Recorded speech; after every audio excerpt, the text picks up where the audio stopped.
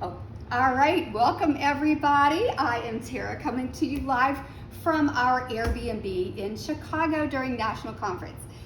So, my consultant, Carrie, is making faces behind me. So, we're all here having lots of fun, learning about all the new products, learning about training, getting together, and having an amazing time with friends. So we chose to stay in an Airbnb so we could spend a lot more time with each other. We're saving money because we're actually cooking our dinners in here. So for the 3 nights that we were here, our total cost for food was $28 because we split the groceries. So Cheryl, if you could flip the camera around. I just want to show you guys here, Carrie Albright and Robin Thomas. I'm like, Robin Thomas and Debbie. There. And on the camera is Cheryl Stotts, my longtime buddy and good Pampered Chef friend.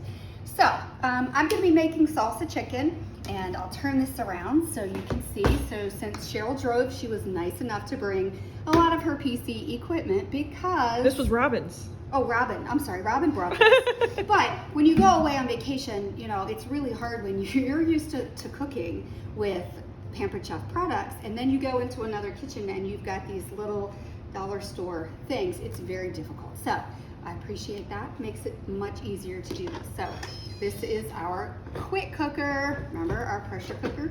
So I'm going to take the lid off and take the little rack out. So all we're going to be doing is, I'm going to show you real quick what we're going to do. And I don't want to get my hands too dirty because I hate doing that on the camera. But I'm just going to be taking some chicken breasts. We have 4 chicken breasts. Now, these aren't too big of chicken breasts, but if they were, I would be using the closing cut to slice them thinly, which would actually maximize and double the amount of chicken that I had. And so it would save money and save portions. So you're not eating those double D size chicken breasts. So I am picking them up. Whoops, they're sticking. All right, and I'm just gonna dump these in the quick cooker, or multi-cooker. Quick cooker was our old one. And now I'll put this away. And we're gonna be using our Tex-Mex seasoning, so you can use the Southwest or the Tex-Mex, either one. This was from our taste buds. Taste buds. Yeah. Yep. So I'm just going to be sprinkling. I'm just going to dump the whole thing on there and toss them around just to get them all nice and covered. This is a super easy, super budget-friendly recipe, and I've made these at in-home parties when this recipe first came out. Super versatile, very, very easy, and very budget-friendly meals. So, okay, so they're all sitting in there. Actually.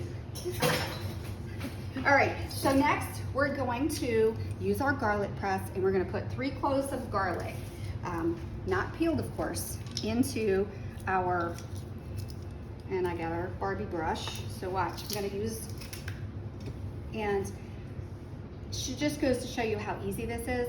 I have really bad arthritis in my thumbs, and I didn't struggle with that at all. So let me use the end of the cleaning tool and pop that out. You guys can tell the garlic press is well loved. Yes. I use it a lot. So we're making this, and you know what? I haven't even touched the garlic. So, you know, you never want to walk around with garlic smelling hands. We have an award ceremony to go to in about an hour and a half. And so we all have to get changed. We all have to get dressed up and go, you know, get awards and things like that. So you don't want to go over there in a nice fancy dress and you smell like garlic. Make everybody hungry. Make everybody hungry. So the garlic is in there. The next thing is I'm going to take a jalapeno pepper with our chef's knife and just popping that off. I'm going to use I'm just going to cut it in half, and the seeds are where the heat is, so I cannot eat, I like jalapenos, but I can't eat the seeds. I am not a spicy person. So I'm just going to be using what we have and taking these seeds out. And one tip is to make sure that you wash your hands after this, because I've actually accidentally done it before where I didn't wash my hands and then I had an itch in my eye. The rest is history. So you want to make sure that you take care of getting all the seeds out. This is why Tara and I are friends, because I've done the same thing, and I cried for 45 minutes. Yes. So it was not fun at all. So let me rinse this off real quick just because I don't want to take any chances on that. Madison, make sure you're dressed when you come out because we're all doing a video. Okay, so she's dressed. See, another consultant in here. All right. So what I'm going to do is I'm just going to, if you had your food chopper or your manual food processor, you could certainly throw these. We're going to chop some onion too, but I'm just going to go ahead and do it the old-fashioned way. When you have a good knife, you have everything. So. And believe me, it's much nicer than some of the cheap knives that they have, the Farberware or whatever it was called. So, and we don't even have our Pampered Chef cutting mats, but we'll take it. All right, so I'm just gonna slide these in, and then I'm gonna lightly chop up one onion. And this is how I do it. I know everybody has a different way of slicing. That was a little bit a waste right there, but and some people don't realize that you have to peel onions or take the seeds out of things like sweet peppers and things, but you really should. See, it's nice and clean right now. So same thing, this peels pretty easily. Just peel it off, and I'm just gonna slice it and then chop it.